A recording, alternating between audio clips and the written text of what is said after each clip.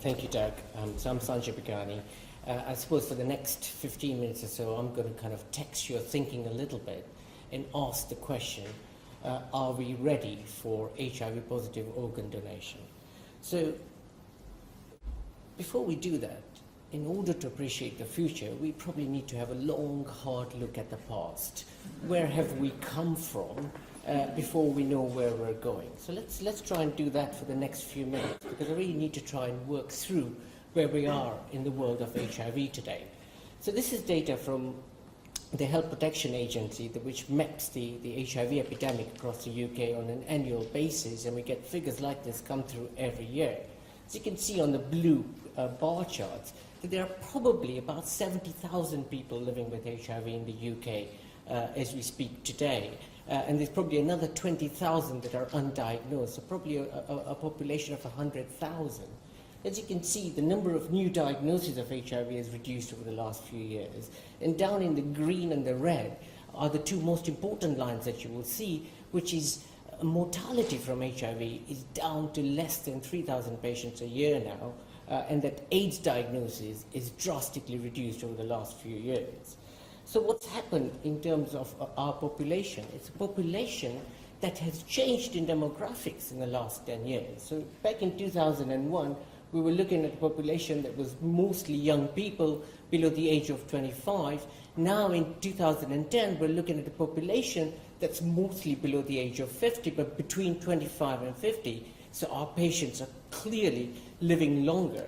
What has changed is the evolution of anti-HIV therapy. So these are antiretroviral drugs that are available to us now in 2013. As you can see, we have 5 different classes of agents available to us and probably 25 licensed drugs as we speak in 2013. This has changed the face of HIV infection. In fact, I'm going to show you this data because I think this is very, very provocative. This is looking at survival of HIV-positive patients who have CD4 counts more than 500, and this accounts for probably more than half of our patients here at the Royal Free Hospital, in terms of comparison to a general population. As you can see down where we get beyond 6 and 7 years, we're now looking at an HIV population that's expected not to only live a lifespan that's true for the general population, but in some instances probably better than the general population because of the health care that they achieve in terms of their HIV clinic visits, etc. So we're now looking at a population that's living as long as the rest of us are living. So what are people in the world of HIV dying from? If they're not dying from AIDS, the things that are really contributing to our mortality is things like liver-related disease, and most of this is associated with viral hepatitis co-infections. We'll come to that in a minute. But then up there, a third of them are dying from what we call other causes or natural causes, and this includes things like road traffic accidents, suicides, etc. And so what we can see from this graph is that not only is there an increasing need for transplantation in the HIV-positive subpopulation, but they're also going to make up an increasing number of the donor pool that we could potentially use for transplantation. So let's just go back and look at liver-related deaths. And this is the Mould cohort, which is one of the French national cohorts, looking at causes of death in the year 2010. As you can see, certainly in that cohort, liver disease was the 3rd largest cause of death, and most of this was associated with hepatitis C, and amongst those patients it was cirrhosis from end-stage liver disease and hepatocellular carcinoma, both of which are transplant indications, were responsible for the vast majority of deaths in that cohort. So where are we with organ transplantation in HIV-positive patients?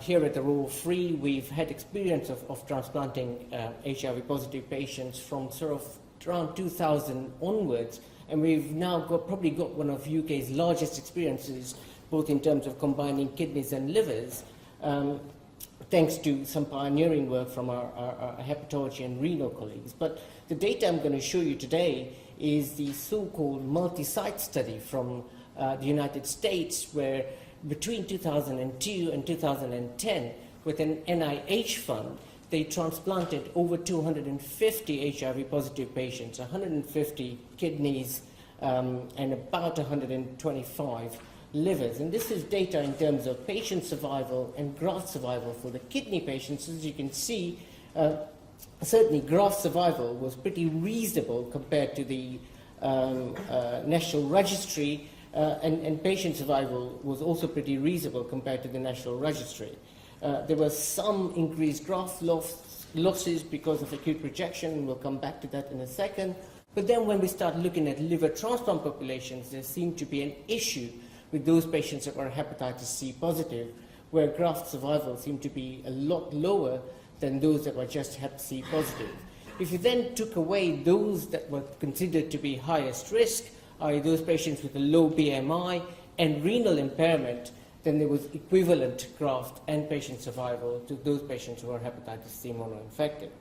So the current scenario is that solid organ transplantation is a reality in HIV positive patients. There's no increase in immune suppression associated complications, no increase in HIV related morbidity and mortality. There's some increase in acute rejection episodes, and this is probably down to managing drug-drug interactions between the antiretroviral therapies and the immunosuppression therapies, although there may be some HIV-associated immune dysregulation as well. There's certainly some increase in morbidity and mortality in HCV-positive, HIV-positive liver transplant recipients, but this seems to be associated with some pre-transplant characteristics, so choosing our patients very carefully is very important, especially in terms of low BMI and renal impairment. Perhaps what's really important is that now non-AIDS and organ disease is an important cause of mortality, and in fact viral hepatitis co-infection associated end-stage liver disease and hepatocellular carcinoma is the third biggest killer in an HIV population. So many more of these are coming forward for transplantations. We also know that HIV patients are surviving longer, and so there's a potential for contribution to the organ donation pool.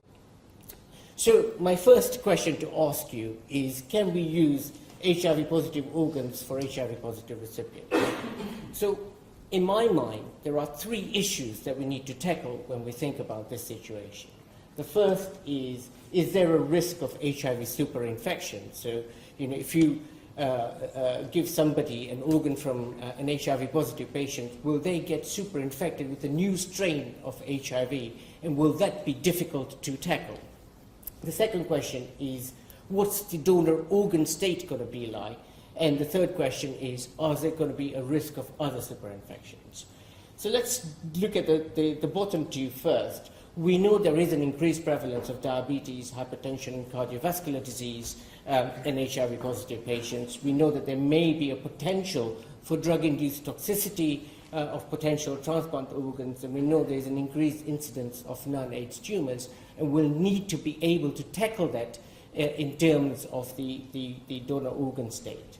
The risk of other superinfections have been covered by the previous speakers, and I don't think this is a real problem in that this is no different to any other population without HIV infection. It's this that we really need to think about in terms of what the risks are to the recipient. So there is clearly a risk of resistant virus superinfection, and we really need to think whether the recipient has treatment options in terms of their HIV therapy.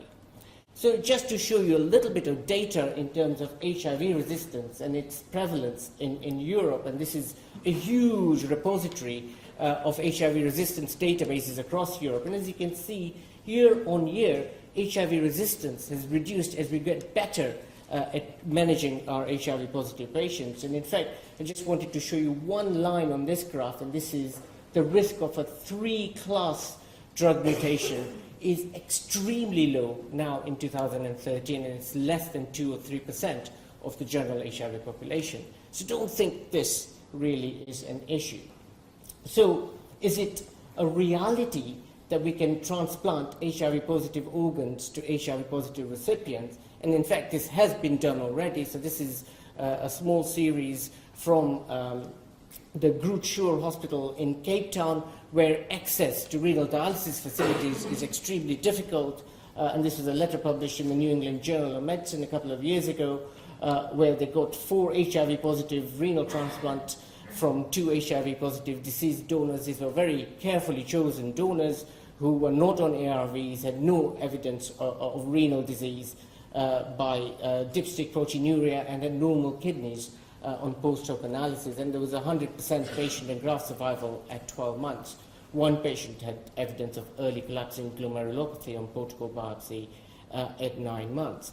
And this issue has been vexing us for a little while now, and there's been a big lobby in the States to allow harvest of HIV-positive organs. And in fact, just 3 weeks ago, there was a bill to lift the ban on HIV-positive organ donation that passed through the Senate committee, and this is called the HIV Organ Policy Equity Act, or the HOPE Act. The astute amongst you may have noticed that this comes from the Pink News. It's not that this is my favorite reading paper, but it is because there was a lot of patient activism that went into getting Senate to pass this bill so that we can use HIV-positive organs. I suppose the more provocative question that I need to ask you now is, can we use HIV-positive organs so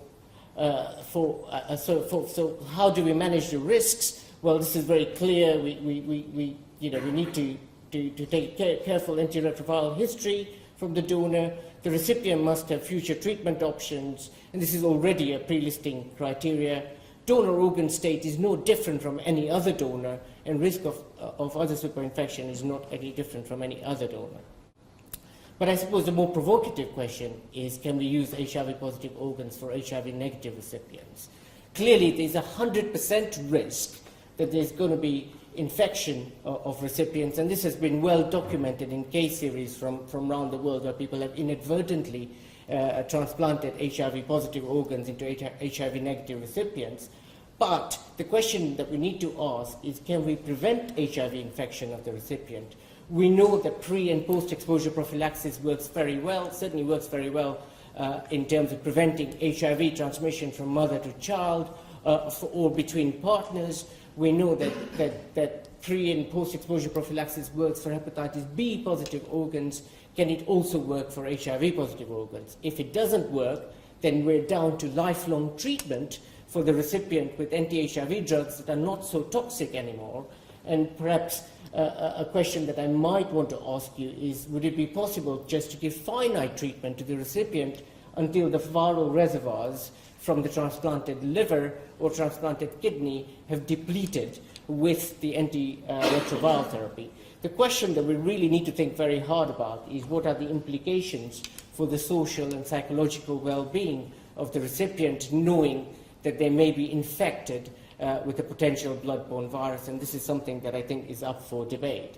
And just to kind of finish up, I just wanted to show you where the reservoirs for HIV are. Once you've got people on effective antiretroviral therapy, it is this population, the CD4 memory resting T cell that contains latent integrated HIV. Certainly for the liver, it is perhaps this macrophage population, the Kupffer cell, that contains latent virus that we need to get rid of.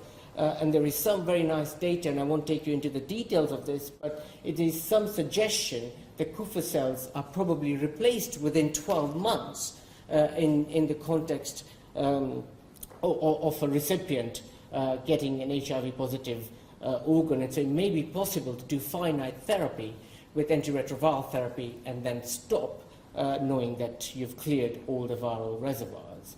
So, what is the future looking like for us? And so whilst we're thinking about the future, we really must have our binoculars open.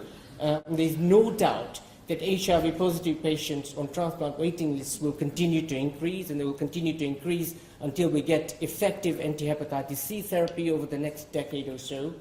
This has got to be explored urgently, and I make a plea to you as the transplant community. Our American colleagues are already making protocols for this now that the Senate bill has passed. I think it's incumbent upon us in the UK to think very hard about this. Clearly, we'll need careful selection of donors, and I suggest that the transplant coordinators and retrieval teams will be very crucial in this. We'll need careful selection of recipients, and we really need close liaison with us in the infectious diseases HIV teams, and clearly we'll need careful monitoring of recipients and grafts. I think this is something that we need to think hard about, but that's probably the next wave of stuff that we'll need to think about. And I think I will stop there and hope that I haven't bored you too much. Thank you very much.